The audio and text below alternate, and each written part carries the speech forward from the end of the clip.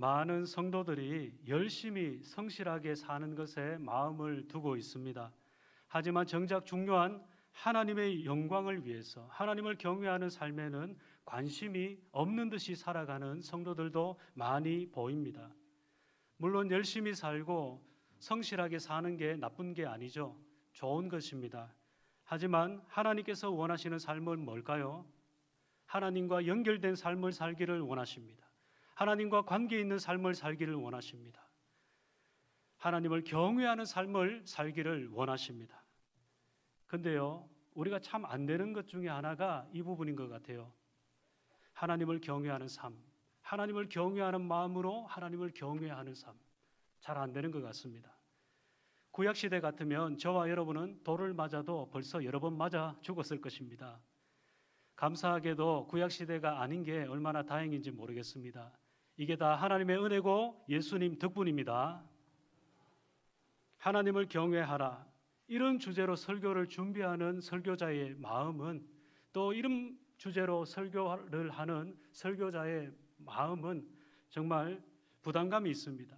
자기도 똑바로 하지 못하면서, 자기도 잘 안 되면서 설교자가 성도들에게 선포한다는 게 많이 부담이 됩니다. 찔리는 부분도 있고요, 부끄러운 마음도 있습니다. 그래서 부담스럽습니다. 그러면서도 한편으로는 하나님을 믿고 따르고 섬기는 성도들에게 가장 근본적인 설교를 할 수 있어서 감사하고 의미 있게 생각을 합니다. 그럼 본문 7절 말씀을 우리 같이 한번 다시 읽겠습니다. 7절 말씀입니다. 시작. 꿈이 많으면 헛된 일들이 많아지고 말이 많아도 그러하니 오직 너는 하나님을 경외할지니라. 아멘. 오늘 본문에는 꿈이 나오고 말도 나오고 하나님을 경외함도 나옵니다. 어떤 꿈일까요? 어떤 말일까요? 여기서 꿈은 인간이 바라는 소망일까요? 아니면 잘 때 꾸는 그런 꿈일까요? 바로 앞에 3절에서 힌트를 얻으면 좋겠습니다. 3절을 보시면 걱정이 많으면 꿈이 생긴다 그랬습니다. 다시 말해서 불안한 마음이면, 근심 걱정이 많으면 많은 꿈이 생긴다는 것입니다. 그러면 결국 수면에도 방해가 되니까 잠이 모자라게 되고 유익하지 못합니다. 정신적인 피해를 볼 수도 있겠죠. 이어서 3절에 보면 말이 많아도 그러하니 그럽니다. 여기서 말은 어떤 말일까요? 앞에 내용상 서원한 것을 의미합니다. 서원한 것이 많아도 꿈이 많은 것처럼 안 좋은 결과를 초래한다는 것입니다. 사실 하나님께 서원의 약속을 많이 들으면 어떻습니까? 그만큼 지키기가 어렵죠. 약속을 해놓고 지키기가 어려울 수가 있습니다. 저도 하나님께 2006년도에 인도로 단기 선교 가면서 하나님, 한 시간이라도, 한 사람이라도 복음을 전해줄 수 있는 사람이 있다면 하나님께 헌신하겠습니다. 일본의 단기 선교사로, 일본의 장기 선교사로 하나님께 헌신하겠습니다. 약속 드린 적이 있습니다.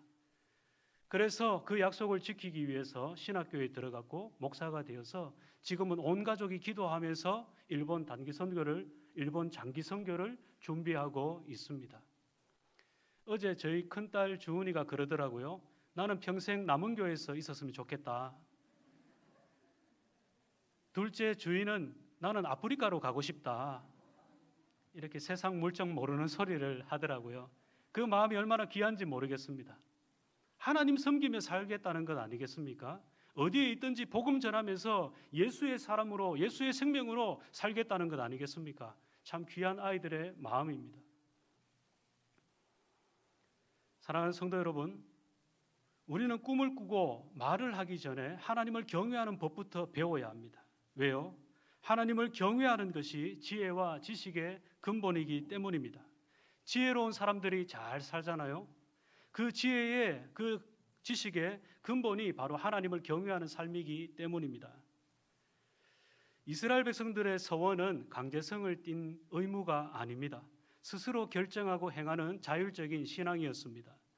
그래서 서원한 것을 하나님 앞에 이행하는 것은 성실한 신앙, 성실한 신앙인으로 인정을 받았습니다. 그러나 반대로 서원한 것을 이행하지 않는다는 것은 하나님을 속이는 것이고 하나님을 기만하는 행동이었습니다. 그래서 창세기 28장, 34장, 35장에 보면 하나님께 서원한 것을 지키지 않으면 징계를 받았습니다. 그러니까 서원한 것을 이행하지 않는다는 것은 큰 죄가 되는 것임을 우리는 알 수가 있습니다.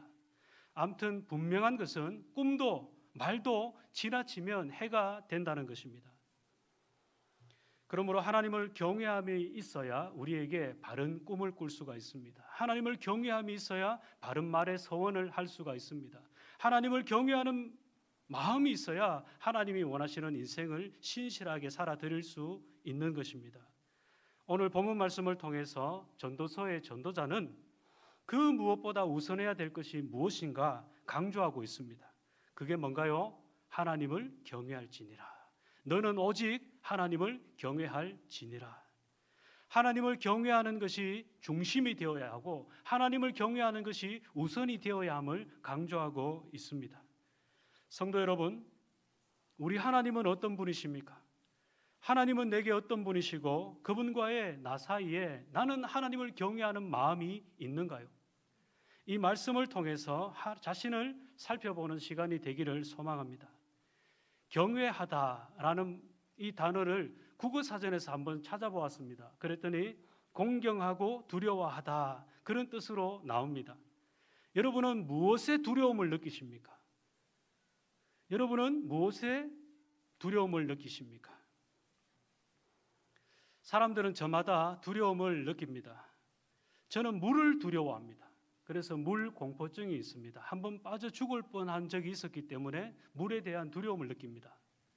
제가 이은혜 같은 여자와 결혼했다면 저는 큰일 날 뻔했습니다. 물을 너무나 무서워합니다. 저희 아내는 비둘기를 두려워합니다. 비둘기한테 먹이도 주지 않으면서 괜히 두려워합니다. 주는 거 없이 괜히 미워합니다. 어떤 사람은 개를 두려워합니다. 어떤 사람은 무대 공포증이 있고요. 어떤 사람은 고소 공포증이 있습니다. 어떤 사람은 밀폐된 공간을 두려워하는 폐쇄 공포증이 있습니다. 제가 아는 여성 중에 어떤 사람은 불을 끄고 자는 것을 두려워합니다. 어둠을 두려워하는데 밤새도록 전등을 켜놓고 잠을 잡니다. 어떤 사람은 공부 잘하는 학생들은 성적이 떨어지는 것을 두려워합니다. 1등에서 떨어지는 것을 두려워합니다. 어떤 사람은 사람을 두려워하고 세상을 두려워하고 죽음을 두려워하고 메르스, 사스, 코로나와 같은 전염성 질병을 두려워합니다. 나만의 비밀이 들킬까 봐 두려워합니다. 믿는 사람에게 배신당할까 봐 두려워합니다. 조폭이 두렵고 권력이 두렵고 전쟁과 지진 등 재난이 두렵습니다. 나를 보는 사람들의 시선, 평판이 두려워 떠는 사람도 있습니다. 자기 자신의 혈기가 무서워서 주눅들고 떠는 사람도 있습니다. 사람들은 저마다 두려워하는 이유도 다양하고 두려워하는 대상도 다양합니다. 모든 사람이 다 두려움을 느끼는 것 같습니다. 여러분은 무엇에 두려움을 가지고 계십니까? 근데 우리가 가장 두려워해야 할 분은 하나님 한 분입니다. 가장 두려워해야 할 분은, 가장 공경해야 될 분은, 가장 경외해야 될 분은 하나님 한 분뿐입니다. 여러분은 하나님을 향해 두려운 마음이 있습니까? 사랑함이 바탕이 된 두려워하는 마음이 있습니까? 하나님을 공경하는, 하나님을 사랑함으로 하나님을 경외하는 마음이 여러분 마음 깊은 곳에 있습니까?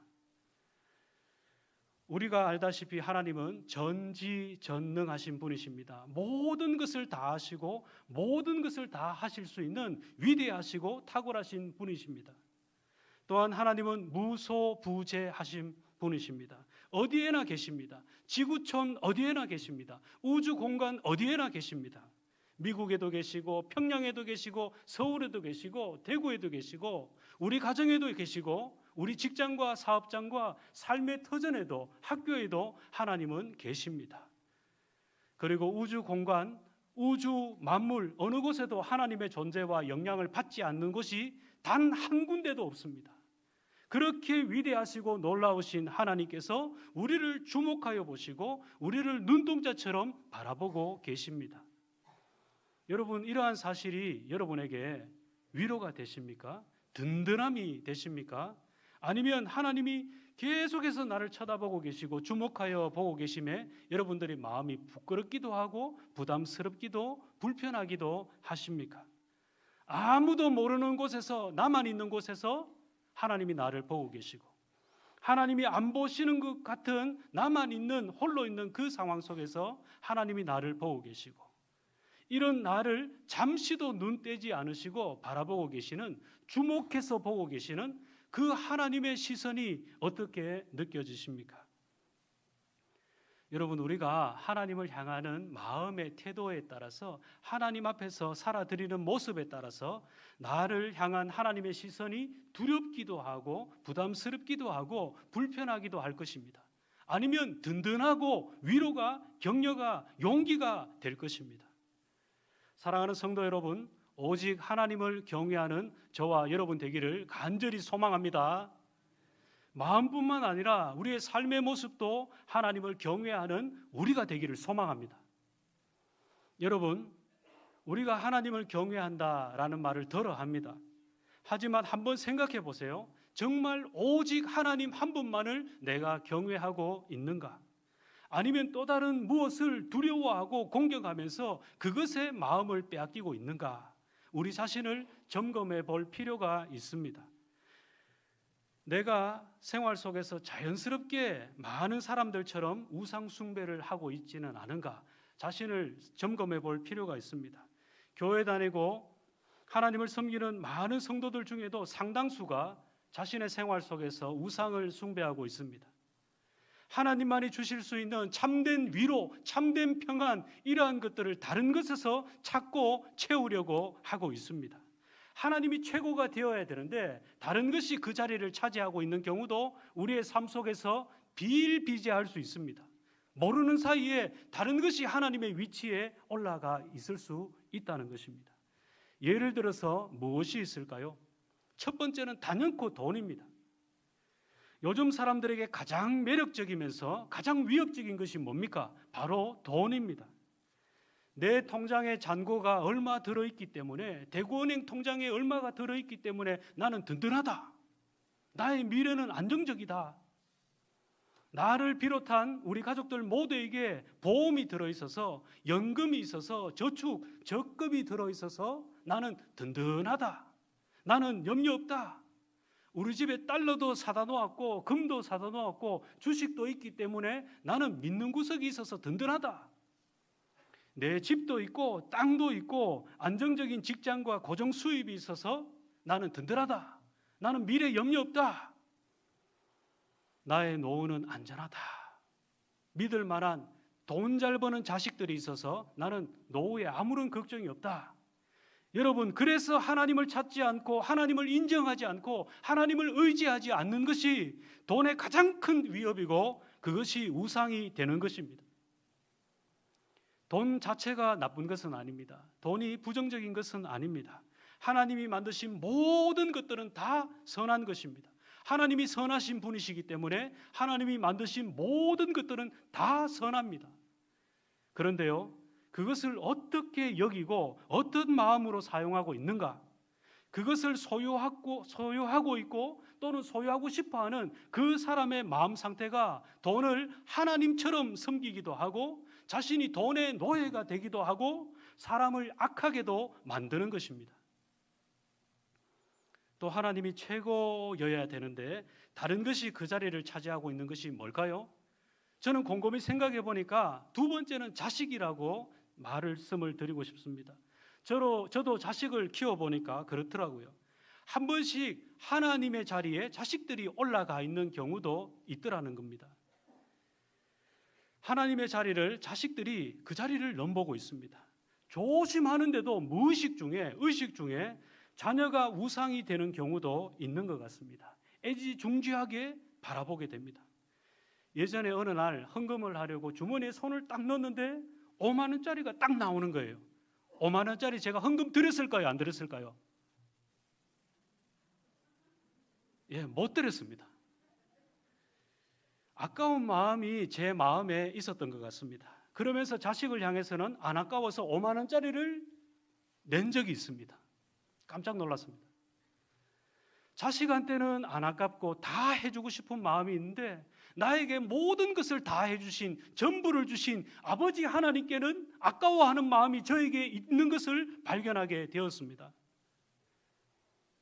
그리고 그런 적도 있습니다. 하나님께 드릴 11조, 내가 혹시 잘못 계산해서 더 드리는 건 아닐까? 계산기를 한 번 더 두들긴 적이 있습니다. 계산을 해서 바르게 하나님께 드린 적이 있습니다. 사실 모든 게 다 하나님 것이잖아요. 모든 것을 하나님이 다 허락하셨기 때문에 내게 주어진 것입니다. 그래서 하나님께 10의 1을 드려도 되고 2를 드려도 되고 전부를 다 드려도 되는데 하나님께 아까워서 계산을 2번이고 몇 번이고 하는 것을 발견하게 되었습니다. 재산도, 자녀도, 건강도, 가족도, 생명도, 모든 것도 하나님이 다 허락하셨기 때문에 우리가 지금까지 살아왔습니다. 앞으로도 살아가고 갈 수 있는 것입니다. 그런데 내 속에 아까워하는 마음이 있는 것입니다. 아마도 그것이 내 거다라는 마음이 있기 때문에 아까웠던 것 같습니다. 그리고 자식은 만지고 싶어요. 자식은 함께하고 싶어요. 사랑한다고 몇 번이고 말하는 저 자신을 보게 됩니다. 그런데 정작 가까이 해야 될, 함께 해야 될, 사랑한다고 표현해야 될 아버지 하나님께는 사랑한다고, 좋아한다고, 함께하고 싶다고 하나님께 고백하지 않는, 덜하는, 안 하는 제 자신을 발견하는 경우가 있었습니다. 여러분은 어떻습니까? 돈은 그렇게 좋아하고 그렇게 귀하게 여기고 자식들은 그렇게 애지중지하고 귀하게 여기는데 우리 하나님은 어떻게 여러분들이 대하고 인식하고 있습니까? 어떤 분들은 기도는 조금밖에 안 하면서 헬스장에서 운동은 2시간, 3시간 하는 분들이 있습니다. 어떤 분들은 성경을 조금만 읽으면서 자기가 좋아하는 베스트셀러 책들은 밤이 새도록 읽는 분이 있습니다. 어떤 분들은 성경을 조금도 읽지 않으면서 갯마을 차차차, 스카이 캐슬 이런 거 20회 연속으로 드라마 다 보는 분들이 있습니다. 안 빠지고 꼬박꼬박 다 봅니다. 그런데 성경은 보지 않습니다. 여러분, 저도 예전에 그랬던 적이 있습니다. 앞으로도 어떻게 될지 장담할 수 없습니다. 여러분, 그런 것이 우상입니다. 뭔가를 꼭 만들어 놓고 그것을 절하고 섬기고 기도하고 이런 것만이 우상이 아니라 하나님보다 더 중요하게 생각하고 하나님보다 더 귀하게 여기고 그것에 마음을 온통 푹 빼앗겼다면 그것이 바로 우상인 것입니다. 사랑하는 성도 여러분, 여러분들의 마음 온통 어디에 빼앗겨 있습니까? 요즘 여러분들의 마음이 어디에 잔뜩 가 있습니까? 어디에 비중을 두고 시간을 들이고 정성을 들이고 노력을 하고 돈을 투자하고 있습니까? 무엇에 강한 애착을 느끼고 혈안이 되어 있습니까? 그게 돈입니까? 자식입니까? 운동입니까? 미용 다이어트입니까? 아니면 TV 드라마입니까? 인터넷인지 스마트폰인지 우리는 한번 살펴볼 필요가 있습니다. 무엇에 푹 빠져서 하나님처럼 시간을 거기에 다 쏟고 있습니까? 내가 우상을 숭배하는 것은 아닌가 한번 살펴볼 필요가 있습니다. 그런데요, 보통 우상 숭배는 나도 모르게 슬그머니 내 곁에 찾아옵니다. 그리고 아주 교묘하게 나의 삶을 야금야금 잠식해 들어갑니다. 그래서 우리에게 필요한 것이 무엇입니까? 이렇게 알아채기 어려운 우상 숭배 알아채려면 어떻게 해야 됩니까? 그것은 영적인 민감함이 필요합니다. 성령의 충만함이 필요합니다. 하나님께 회개하는 마음이 요구됩니다. 여러분, 만약 우리 삶 가운데 하나님의 자리에 다른 그 무엇이 있다면 우리는 회개해야 합니다. 말씀을 듣는 중에 생각나는 게 있을지 모릅니다. 말씀을 듣는 중에 찔리는 부분이 있을지 모릅니다. 그렇다면 우리는 회개해야 합니다. 회개해야 합니다. 회개해야 합니다. 하나님의 자리에 그것을 두고서 내가 밀어내지 않는다면, 그것을 끊어버리지 않는다면, 하나님께 회개하지 않는다면 하나님께서 그것을 두시고 경고하십니다. 그리고 책망하십니다. 심판하신다는 것이죠. 여러분, 우리가 하나님과 좋은 관계, 바른 관계를 유지하기 위해서는, 하나님과의 좋은 친밀함을 유지하기 위해서는 회개가 반드시 필요합니다. 절대적으로 회개가 필요합니다. 성도는 하나님과의 바른 관계, 교제를 통해서 안정감을 느낍니다. 그리고 편안함을 느끼고 은혜를 누리게 됩니다. 그런데요, 그러한 하나님과의 바른 관계, 온전한 교제, 가장 밑바탕에 깔리는 근본적인 게 뭡니까? 전제되어야 되는 게 뭡니까? 바로 하나님을 경외하는 마음인 것입니다. 하나님을 경외하는 마음은 하나님이 어떤 분이신지 우리가 깨닫게 해줍니다. 또한 하나님의 하나님 되심, 로드십, 하나님의 주권을 인정하게 됩니다. 그리고 하나님의 통치 속에 살면서 하나님과의 친밀함을 느끼게 만들어줍니다. 그리고 하나님을 경외하는 마음으로 우리가 가득할 때 우리 성도는 다른 사람들과의 관계도 평안함을 유지할 수 있습니다. 다른 사람들과의 관계 속에서 온전함을 누리게 됩니다. 뭐가 선행되어야 됩니까? 하나님을 경외하는 마음이 우선되어야 되고 선행되어야 되고 중심이 되어야 다른 사람들과의 관계도, 우리 가족 간의 관계도, 성도 간의 관계도 안정적이고 평안함을 누리게 되고 은혜가 넘치게 된다는 것입니다. 사랑하는 성도 여러분, 하나님을 경외하는 마음으로 풍성하기를 예수님의 이름으로 축복합니다. 그렇다면 여러분, 왜 우리가 하나님을 경외해야 하는 것입니까? 그것은 분명합니다. 하나님이 우리를 만드신 창조주이시고 우리는 그분이 만드신 피조물이기 때문입니다. 그리고 그분이 우리를 죄와 죽음과 저주에서 살려주시기 위해서, 건져주시기 위해서 대신 죽어주셨고 우리가 구원을 받았기 때문에 하나님을 경외해야 하는 것입니다. 하나님이 어떤 분이신지, 우리를 위해서 무슨 위대한 일을 행하셨는지 그것을 아는 성도는 하나님을 자연스럽게 경외하게 되어 있습니다. 하나님을 사랑하게 됩니다. 예수님도 하나님을 사랑하라고 말씀하셨죠. 사랑하는 성도 여러분, 나는 하나님을 사랑하는 사람일까요? 나는 하나님을 경외하는 사람일까요? 어떻게 그것을 알 수 있을까요? 죄에 대한 나의 태도를 보면 내가 하나님을 경외하는 사람인가 아니면 하나님을 무시하고 살아가는 사람인가 알 수 있습니다. 죄에 대한 태도를 보면 그 사람이 하나님을 경외하는 사람인지 아닌지 알 수 있다는 것입니다. 세상에 많은 사람들은 돈을 크게 봅니다.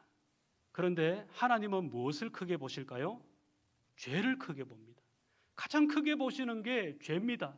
그래서 가장 귀한 하나님의 독생자도 그 죄 때문에 죽어갈 사람들을 위해서 이 땅에 보내주신 것입니다. 하나님이 가장 끔찍하게 몸서리치도록 하나님이 힘들어하시는 게 바로 죄입니다. 죄는 우리가 하나님 앞에 나아가지 못하도록 막습니다. 죄는 뿐만 아니라 하나님과의 친밀한 관계를 깨뜨려 버립니다. 그래서 하나님을 경외하는 마음이 생기면 죄가 역겨워집니다. 죄가 싫어집니다. 하나님을 경외하는 마음이 크면 클수록, 자라면 자랄수록 죄에 대한 민감함이 생깁니다. 그래서 죄가 싫어집니다. 정말 하나님을 경외하는 성도라면 죄를 미워합니다. 생각으로든 말이든 행동으로든 하나님이 싫어하시는 죄를 짓지 않으려고 부단히 삶 속에서 애를 씁니다. 행여라도 잘못해서 죄를 짓는다면 하나님께 즉시 회개하게 됩니다. 그러면 죄를 어떻게 회개합니까? 죄에 대한 자신의 생각을 바꾸고 마음을 바꾸고 삶을 바꾸는 것입니다. 성도는 하나님이 바라보시는 것처럼 죄를 바라보고 하나님이 미워하시는 것만큼 죄를 미워하시는 것만큼 그 죄를 미워하는 삶으로 바뀌어야 합니다. 그것이 바로 하나님을 경외하는 삶이고 그가 진정한 회개를 한 사람임을 알 수 있는 것입니다. 죄는 하나님을 경외하도록 만듭니다. 죄는 하나님을 경외할 수 없도록 만듭니다. 성도를 무기력하게 만듭니다. 따라서 성도는 야고보서 4장 8절 말씀처럼 죄를 멀리하고 하나님을 가까이 하는 삶을 살아가야 합니다.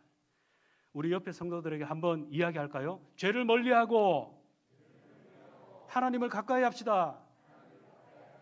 죄를 멀리하고 하나님을 가까이 합시다. 말씀을 맺겠습니다. 잠언 23장 17절을 보면 항상 여호와를 경외하라 말씀합니다. 한 번 하고 마는 게 아니고요. 하루 하고 마는 게 아니고요. 내가 좋을 때만 하나님 경외하는 게 아니고요. 하나님이 베풀어 주신 사랑을 느낄 때만 경외하는 게 아니고요. 항상 하나님을 경외하라고 성경에서 분명히 우리에게 말씀하고 계십니다. 사랑하는 성도 여러분, 나는 하나님을 경외하는 사람이 맞을까요? 우리의 삶의 모든 영역에서 항상 하나님을 경외하는 우리가 되기를 소망합니다. 전인격적으로 하나님을 경외하는 우리의 삶이 되기를 소망합니다. 그렇게 하나님을 경외하는 마음으로 우리의 삶이 변해가고 우리의 주변도 변해가기를 예수님의 이름으로 축복합니다. 하나님 아버지, 하나님을 경외하는 삶을 지난날 살지 못했음을 회개합니다.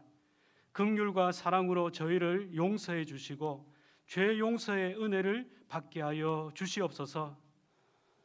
이후로는 더욱더 하나님을 사랑하고 경외하는 마음으로 삶으로 살아갈 수 있도록 붙들어 주시고 믿음을 주시고 은혜를 베풀어 주시옵소서. 남은 인생 하나님만을 경외하는 삶을 살아드리기를 간절히 소원하오며 귀하신 우리 구주 예수님의 이름으로 기도드리옵나이다. 아멘.